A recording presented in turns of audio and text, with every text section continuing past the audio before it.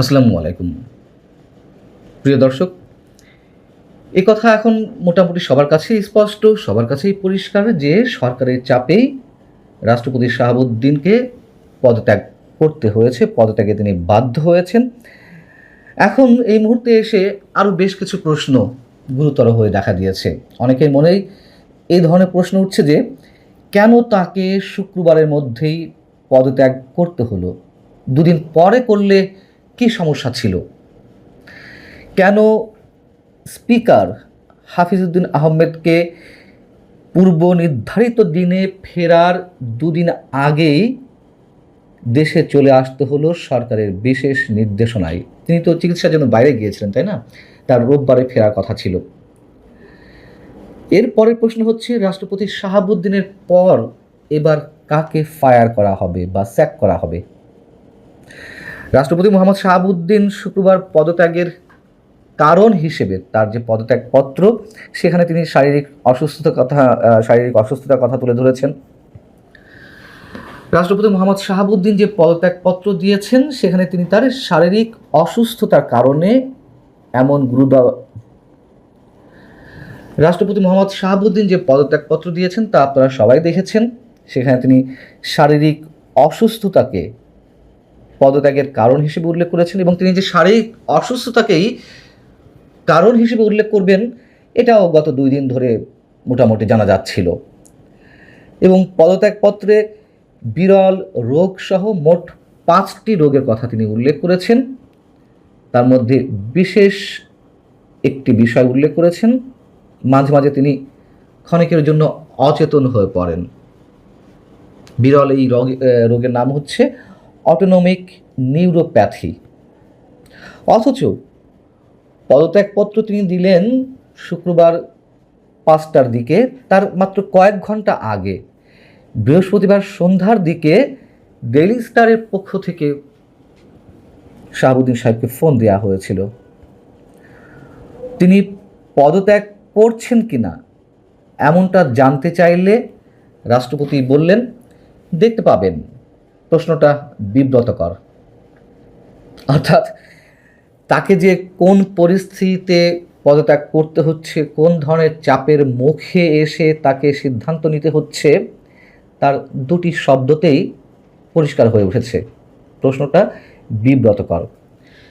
কয়েক ঘন্টা আগেও যেখানে তিনি সরাসরি বলছেন যে পদত্যাগ এবং শেখ হাসিনার সঙ্গে কথোপকথনের বিষয় সম্পর্কিত যে কোনো প্রশ্ন, যে কোনো বিষয় তার জন্য বিব্রতকর, তার কয়েক ঘন্টা পর এসে আরও বেশ কয়েকটি রোগের সাথে তাকে বলতে হলো যে মাঝে মধ্যেই তাকে ফেন্ট বা অচেতন হয়ে পড়তে হয়, এবং সে বিষয়টি কারণ হিসেবে উল্লেখ করা হলো।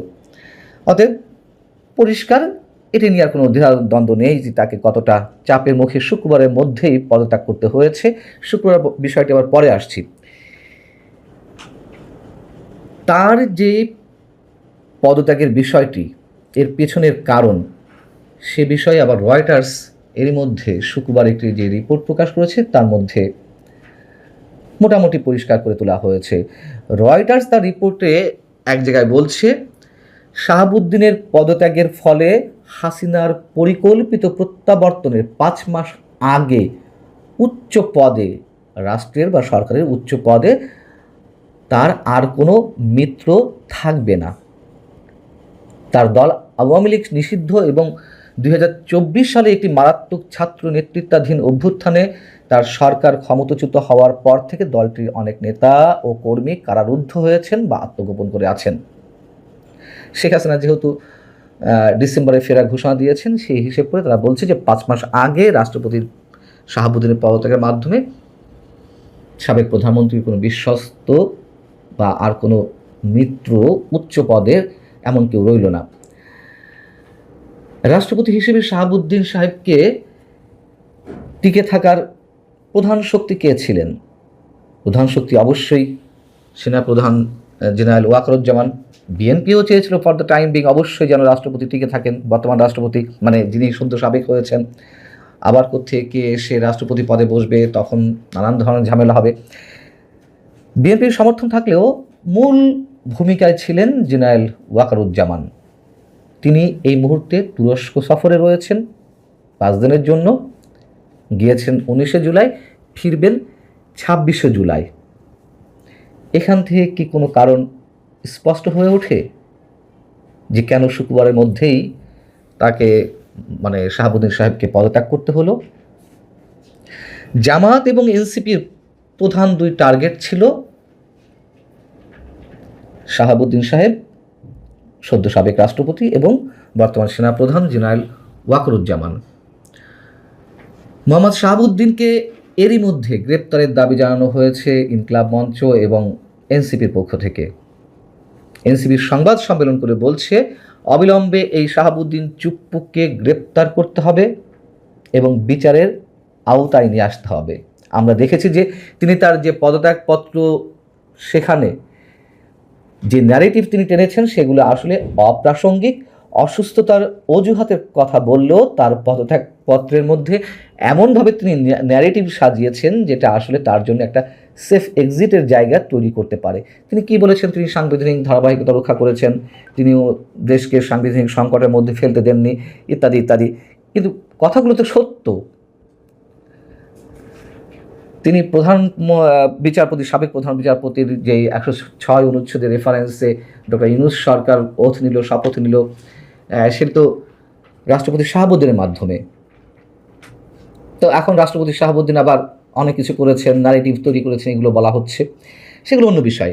রয়টার্স যদিও মন্তব্য করেছে যে হাসিনার পরিকল্পিত প্রত্যাবর্তনের আগে উচ্চ পদে তার আর কোনো মিত্র রইল না, কিন্তু সেনাপ্রধান ওয়াকারুজ্জামান তিনিও তো শেখ হাসিনার দ্বারা মনোনীত এবং নিয়োগকৃত।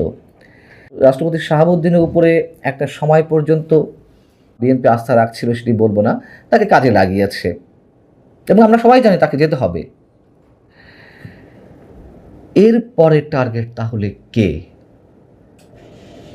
এই প্রশ্ন উঠছে এবং উত্তরটাও নিশ্চয়ই অনেকের জানা। আমরা জানি না যে কি হতে যাচ্ছে, তবে সমীকরণ অনেক কিছুই বলে দেয়। কিন্তু তারপরেও প্রশ্ন থাকে, বিএনপি কি আসলেই নিরাপদ? বিএনপিকে নিয়ে অন্য কেউ কি খেলছে না, নাকি শুধু বিএনপি অন্য সব খেলাকে ওভারলুক করে পাশ কাটিয়ে এই মুহূর্তে শেখ হাসিনার ফেরাটার প্রতি মনোনিবেশ করছে? ভালো থাকুন সবাই, আল্লাহ হাফিজ।